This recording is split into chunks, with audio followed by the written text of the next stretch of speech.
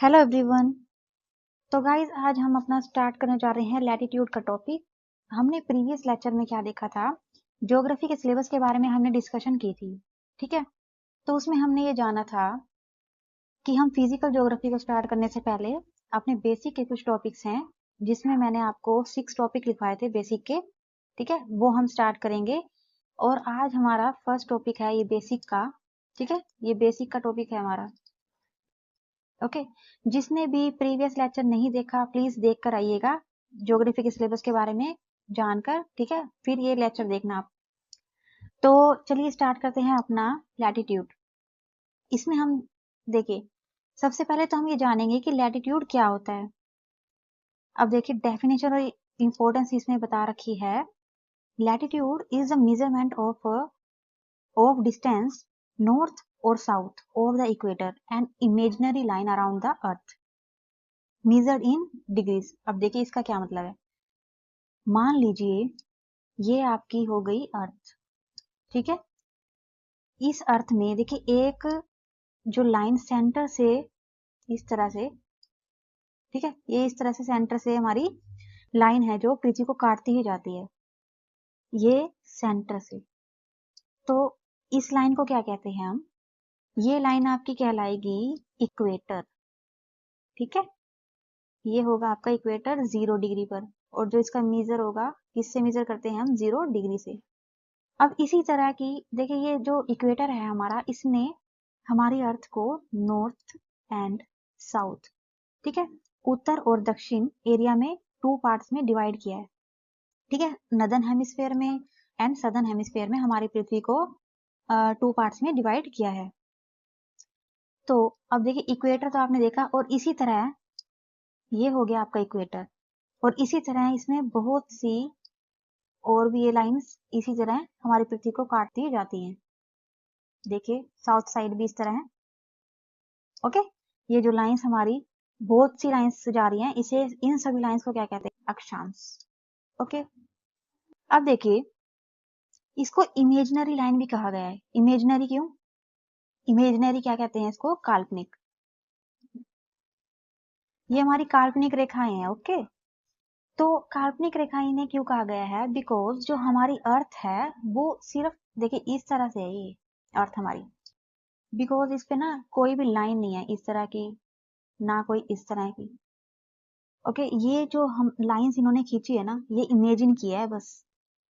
ठीक है, इसलिए इसको क्या कहते हैं, इमेजिनरी लाइन। ठीक है, जो हम मतलब कि जो हमारी पृथ्वी पर ये जो लाइंस लैटिट्यूड और लॉन्गिट्यूड्स की लाइंस बनाई गई है, सिर्फ ये इमेजिन की गई हैं, तो इसलिए इसे क्या कहते हैं, काल्पनिक रेखाएं यानी imaginary lines around the earth measured in degrees.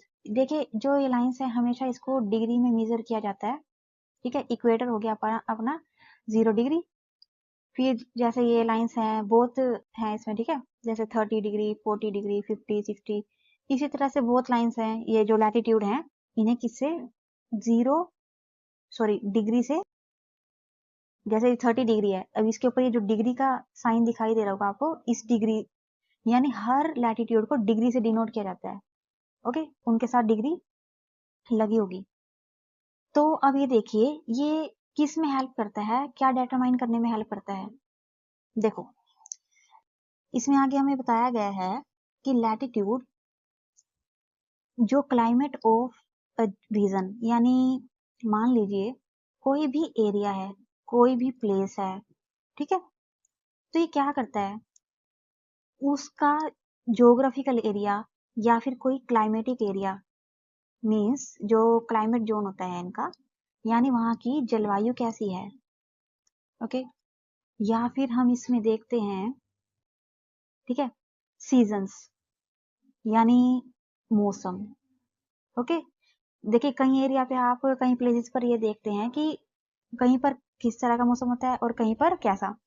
तो ये जो डिफरेंस है, इस डिफरेंसेस को जानने के लिए लैटिट्यूड का प्रयोग करते हैं।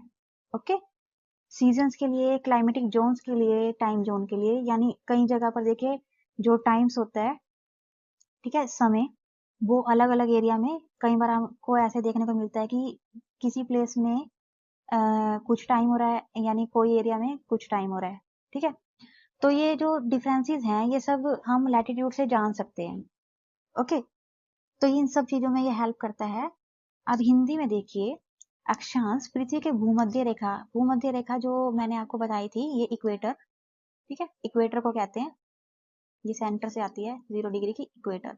इक्वेटर को ही हम क्या कहते हैं, भूमध्य रेखा के उत्तर या दक्षिण में दूरी की माप है। अब ये लैटिट्यूड क्या करती हैं, जो मैंने आपको बताया कि लैटिट्यूड इस तरह से हमारी पृथ्वी पर खींची गई हैं, और जो नॉर्थ और साउथ में 2 पार्ट्स में इसको डिवाइड किया। अब इनके बीच में जितने भी लैटिट्यूड्स है ना, उनके बीच का डिस्टेंस, उनकी दूरी को नापता है ये, ठीक है, वो भी डिग्रीज में, डिग्री से डिनोट किया जाएगा, उनको मेजर किया जाएगा। अभी हमने देखा कि अक्षांश किसी क्षेत्र की जलवायु को निर्धारित करने के में सहायक होते हैं और भौगोलिक अध्ययन में महत्वपूर्ण भूमिका निभाते हैं, जैसे कि ऋतु यानी मौसम, सीजन्स हमने देखा था अभी, जलवायु क्षेत्र climatic zone, and then time zone समय क्षेत्र, ठीक है। अब आगे देखिए इसमें क्या कहा गया है। अब देखो इसमें ना कुछ की लैटिट्यूडनल लाइंस मींस कुछ मेन लाइंस हैं इसके अंदर अपने अर्थ पर। मान लीजिए ये आपका अर्थ है, ठीक है, ये हो गई आपकी अर्थ। तो इसमें ये हमने खींची इक्वेटर, ओके, ये हो गई हमारी इक्वेटर 0 डिग्री पर। अब इससे ऊपर ना देखिए, यहाँ पर कुछ ऐसी लाइंस है जिसे नेम दिया गया है, मेन लाइंस किसे जो कहते हैं लैटिट्यूडनल लाइंस। देखो यहाँ पर हमारी बन गई 23.5 डिग्री पर।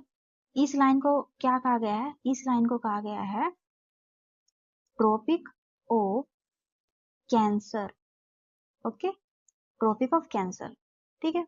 अब इससे ऊपर भी एक और है लाइन इस तरह से, और ये कितने पर है, 66.5 डिग्री, ये कहां पर, ठीक है, 66.5 डिग्री पर कौन सी है, आर्कटिक सर्कल, ओके, ये हो गई आपकी आर्कटिक सर्कल, जो कि आपकी ये सब नॉर्थ साइड है, ठीक है, नदर्न हेमिस्फीयर में। अब आपकी सदर्न हेमिस्फीयर में हम देखेंगे उसी तरह से 23.5 डिग्री पर, ये आपकी साउथ साइड की। अब साउथ साइड की क्या कहेंगे इसको, इसको कहेंगे ट्रॉपिक ऑफ कैप्रिकॉर्न। अब इसके बाद एक और लाइन है इस तरह से 66.5 डिग्री, 66.5 डिग्री पर अंटार्कटिक सर्कल, ठीक है, ये हो गई आपकी अंटार्कटिक सर्कल। अब देखिए यहाँ पर इक्वेटर के बारे में बताया, ओके, जो कि आपका 0 डिग्री का लैटिट्यूड होता है। अभी हमने ऊपर देखा कि इसने क्या किया, इक्वेटर ने divides earth into northern and southern hemisphere, यानी कि इसको north side and south side, यानी नदर्न हेमिस्फीयर और सदर्न हेमिस्फीयर में 2 पार्ट्स में डिवाइड किया हमारी अर्थ को, यानी पृथ्वी को 2 भागों में बांट दिया। इट इज द वाइडेस्ट, देखिए वाइडेस्ट क्यों कहा, इसे चौड़ी कहा गया है, मतलब कि ये सबसे वाइड है हमारा इक्वेटर। अब ये क्यों कहा गया है, ये जो लैटिट्यूड है ना हमारा इक्वेटर का, अब इससे क्यों कहा गया है, देखिए सबसे वाइड। अब मान लीजिए कि आप लाइंस खींचेंगे इस तरह से, आपने ये लाइन खींची, ये होगी आपकी सबसे बड़ी। अब इससे ऊपर आप खींचेंगे, फिर उससे छोटी, देन उससे छोटी, फिर उससे छोटी, फिर उससे छोटी। इसका मतलब देखिए साउथ साइड भी, फिर छोटी छोटी छोटी छोटी छोटी, फिर इस तरह से छोटी होती हुई जो हमारा एंड पॉइंट बचता है ना, ये देखिए बिंदु एकदम लास्ट का ये एंड पॉइंट है, ओके, ये हो गया आपका एंड पॉइंट, जिसको क्या कहते हैं, पोल, ओके, इसे हम कहते हैं पोल। यहाँ पर हमारा लास्ट लैटिट्यूड होता है 90 डिग्री का, ठीक है जी। इसी तरह से साउथ साइड भी हमारा 90 डिग्री का पोल होता है, जो एंड पॉइंट होता है सदर्न हेमिस्फीयर का, यानी साउथ साइड दक्षिण में। और ये सिग्निफिकेंट करते हैं for the warm tropical climate. अब देखिए वार्म ट्रॉपिकल क्लाइमेट क्यों कहा गया है ऐसे। अब देखो मान लो कि, देखो ये हो गई आपकी जी अर्थ, ठीक है, ये हो गया आपका सन, इस तरह।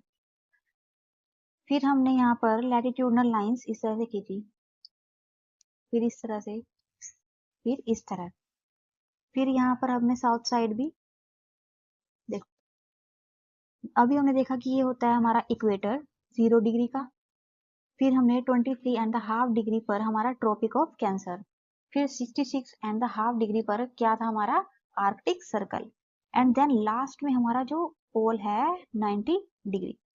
इसी तरह से साउथ पोल भी था हमारा 90 डिग्री और 23.5 डिग्री पर ट्रॉपिक ऑफ कैंसर, देन हमारा था 66.5 डिग्री पर क्या था हमारा अंटार्कटिक सर्कल।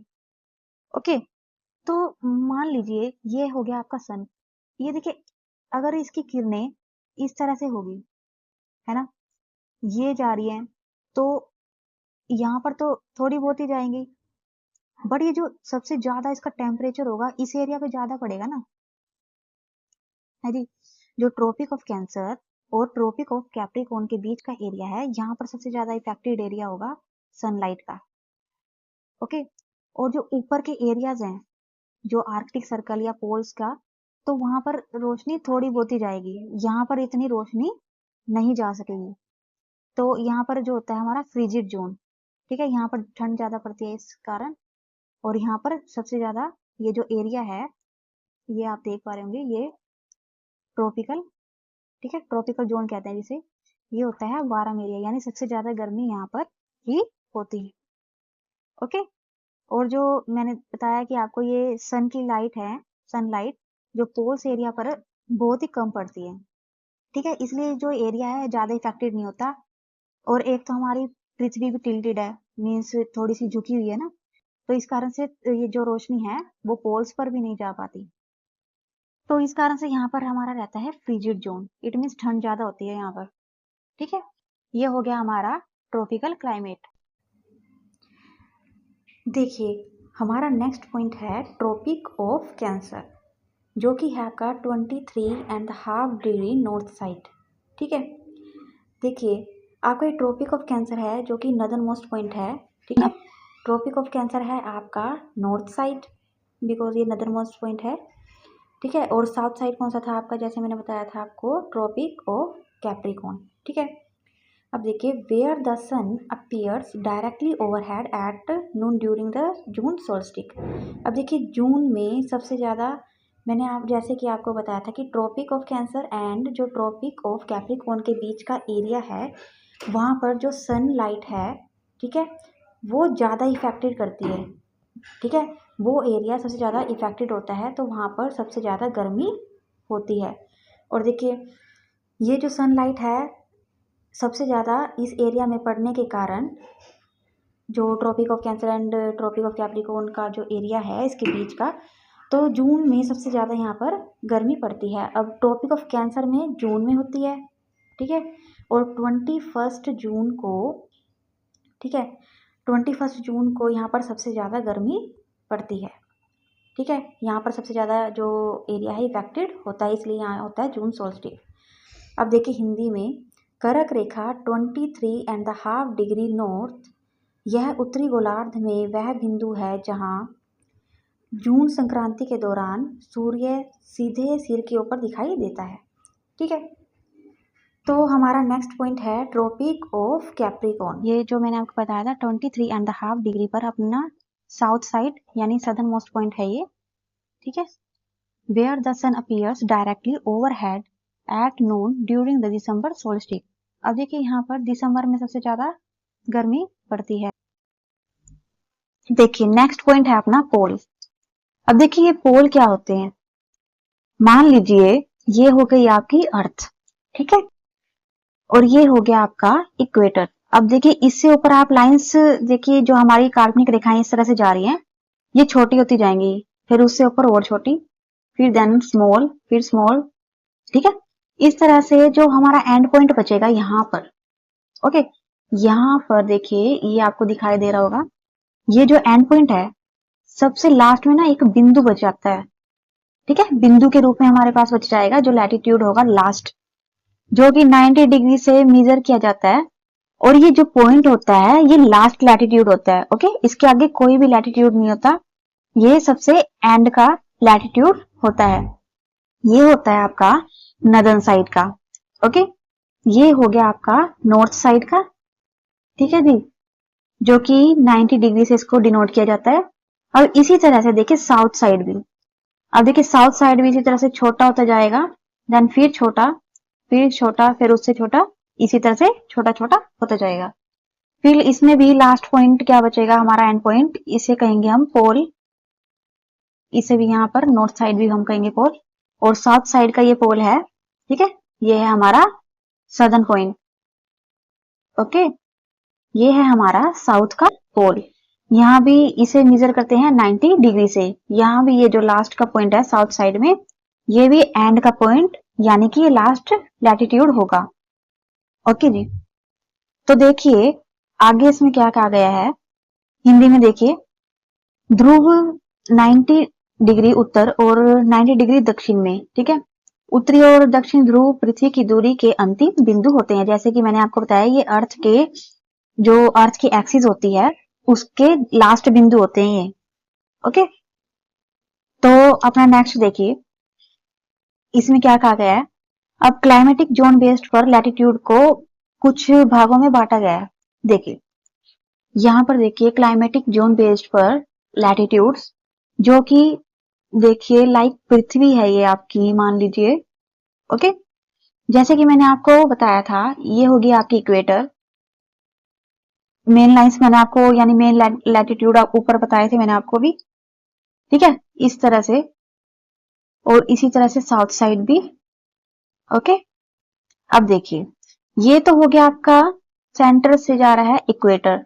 ओके, अभी हमने देखा था 0 डिग्री इक्वेटर, जो कि आपका सबसे वाइड होता है। फिर आपका 23.5 डिग्री पर ट्रॉपिक ऑफ कैंसर, जैसे कि हमने अभी ऊपर देखा था। यहाँ पर था हमारा 66.5 डिग्री पर आर्कटिक सर्कल। ओके, ये है हमारा पोल साइड, यहाँ पर है हमारा पोल। ओके जी, 90 डिग्री का अभी हमने देखा ना। और इसी तरह से साउथ साइड भी, ये है सदर्न हेमिस्फीयर, और ये ऊपर है आपका कौन सा है, नदर्न हेमिस्फीयर। ठीक है, ये है आपका सदर्न हेमिस्फीयर। अब देखिए साउथ साइड भी इसी तरह से 23.5 डिग्री पर, इसे क्या कहा था हमने, ट्रॉपिक ऑफ कैप्रिकॉर्न। ओके जी, फिर हमारा 66.5 डिग्री पर क्या था, Antarctic circle.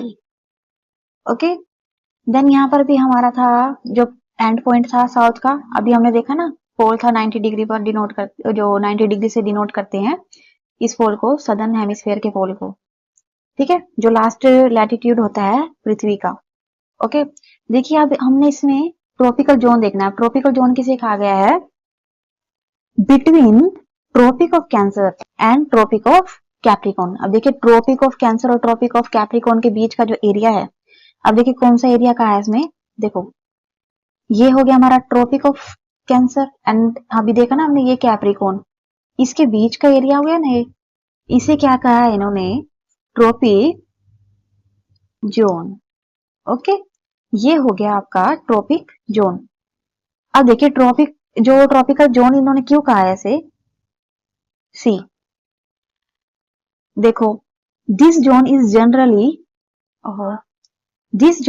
Is generally warm and experiences minimal seasonal temperature variation. अब देखिए जैसे कि मैंने आपको ऊपर बताया था कि हमारा जो सन था, उसकी जो सनलाइट थी वो इस एरिया पर ज्यादा पड़ती थी, है ना, हमने भी पढ़ा था ना ऊपर। देखो अभी हमने देखा कि ट्रॉपिक ऑफ कैंसर और ट्रॉपिक ऑफ कैप्रिकॉर्न का जो ये एरिया है, ठीक है, तो इस एरिया पर सबसे ज्यादा क्या पड़ेगी, सनलाइट। ओके, सूर्य की किरणें सबसे ज्यादा इस एरिया को इफेक्टेड करेगी, तो क्या होगा, यहाँ पर टेम्परेचर ज्यादा होगा और गर्मी ज्यादा पड़ेगी। इस कारण इसको क्या कहते हैं, ट्रॉपिकल जोन। ठीक है, इस एरिया को यानी इस जोन को क्या कहेंगे, ट्रॉपिकल जोन। ठीक है जी, अब हिंदी में देखिए, उष्ण कटिबंधीय क्षेत्र करक और मकर रेखा, इसके बीच का एरिया है जो उष्ण कटिबंधीय क्षेत्र हिंदी में कहते हैं। यह क्षेत्र सामान्यतः गर्म रहता है, बिकॉज जो सनलाइट है हमारी ये इसी एरिया में सबसे ज्यादा इफेक्टेड करती है, और इसमें मौसमी तापमान में थोड़ी ही भिन्नता होती है। ठीक है, अब हमारा नेक्स्ट है टेम्परेट जोन। देखिए अभी हमने जाना कि ट्रॉपिकल जोन किसे कहते हैं, अब हम ये जानेंगे कि टेम्परेट जोन किसे कहते हैं। अब टेम्परेट जोन का एरिया कौन सा है, अभी हमने देखा ट्रॉपिकल जोन और ट्रॉपिक ऑफ कैंसर का जो बिटवीन का एरिया है उसे क्या कहा गया है, ट्रॉपिकल जोन। ओके, अब टेम्परेट जोन इसमें क्या किसे कहा है, देखिए जो भी ट्रॉपिक्स और पोलर सर्कल, ठीक है, इसमें पोलर सर्कल से बोल रखे हैं, this zone experiences moderate temperatures and distinct seasons. अब इसमें क्या कहा है कि जो इनसे ऊपर का एरिया है, ठीक है, ट्रॉपिक ऑफ कैंसर, इधर था आपका ट्रॉपिक ऑफ कैंसर, देन आपका साउथ में था ट्रॉपिक ऑफ कैप्रिकॉर्न। अब जो इससे ऊपर का जो यहाँ का एरिया था ना, इसे क्या क्या कहा गया है, इस एरिया को टेम्परेट जोन, ठीक है, टेम्परेट जोन। अब देखिए यहाँ पर मैंने आपको भी बताया कि सनलाइट बहुत ज्यादा होती है, यहाँ पर गर्मी भी बहुत ज्यादा पड़ती है। अब देखिए सनलाइट, अब ऊपर का जो एरिया है तो वहां पर थोड़ी बहुत ही कम सनलाइट जाती है, तो जिसके कारण ये टेम्परेट जोन होता है। इसका मतलब कि थोड़ा मॉडरेट हो जाता है यहाँ पर टेम्परेचर, ठीक है, जो तापमान होता है वो थोड़ा स्लो यानी कम हो जाता है, ठीक है। अब हिंदी में देखिए, सम शीतोष्ण क्षेत्र उष्णकटिबंधीय और ध्रुवीय सर्कल के बीच इस क्षेत्र में मध्यम तापमान और स्पष्ट ऋतु परिवर्तन होते हैं, ठीक है। यहाँ पर देखिए ऋतु परिवर्तन होते हैं, जो कि अभी हमने देखा। थर्ड पॉइंट है हमारा पोलर जोन। अब पोलर जोन के बारे में हम जानेंगे कि किसे कहते हैं।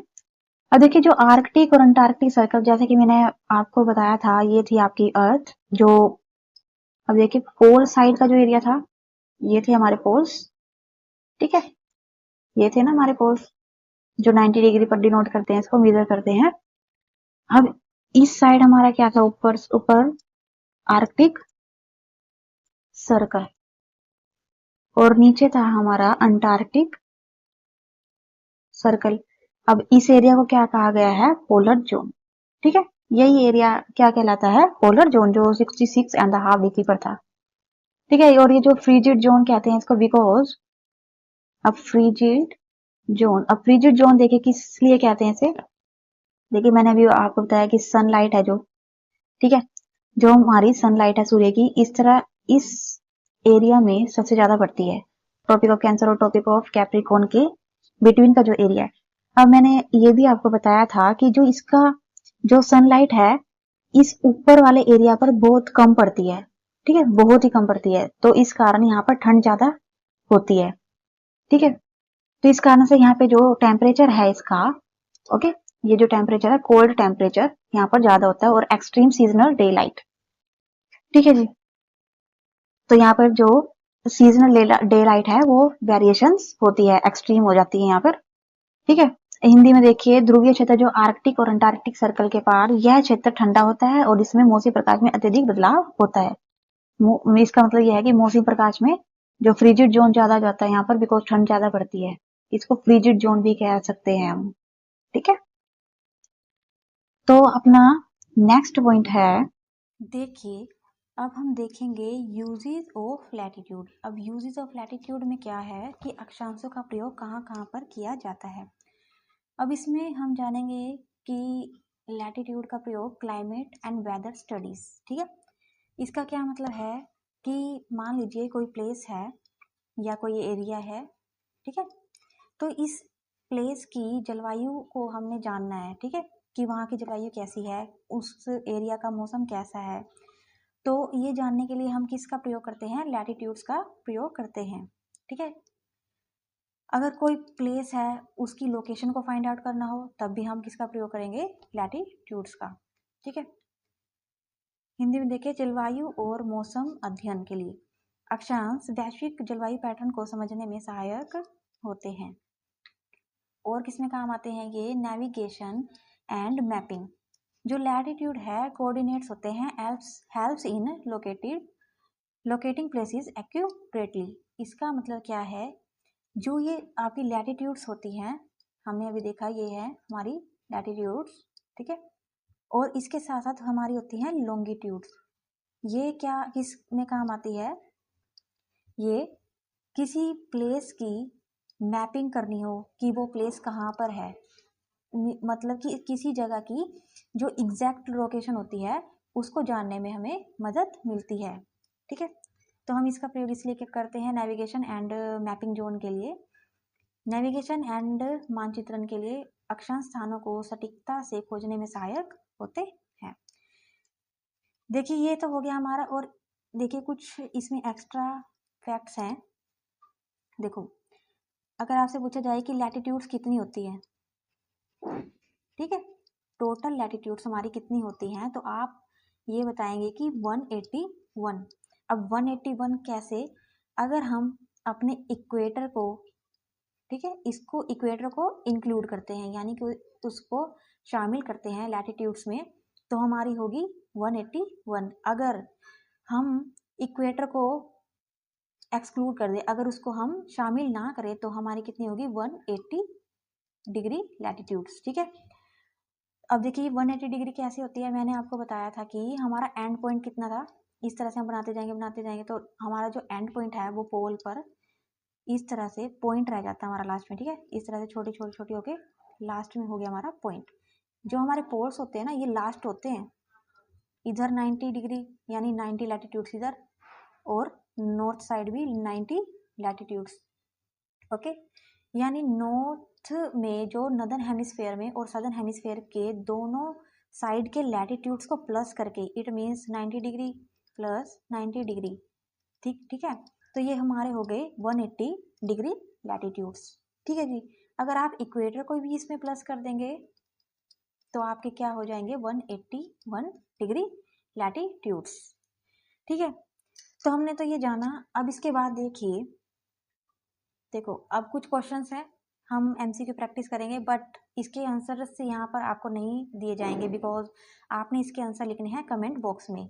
ठीक है, तो इसको सॉल्व करके आप कमेंट बॉक्स में इसके आंसर लिखिएगा।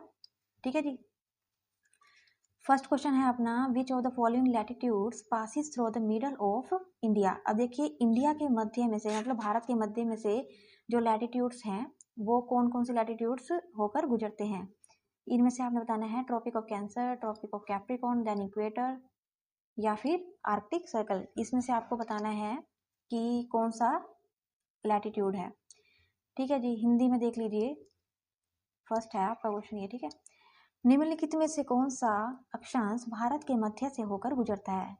वही है इसमें, कर्क रेखा, मकर रेखा, भूमध्य रेखा एंड देन आर्कटिक सर्कल।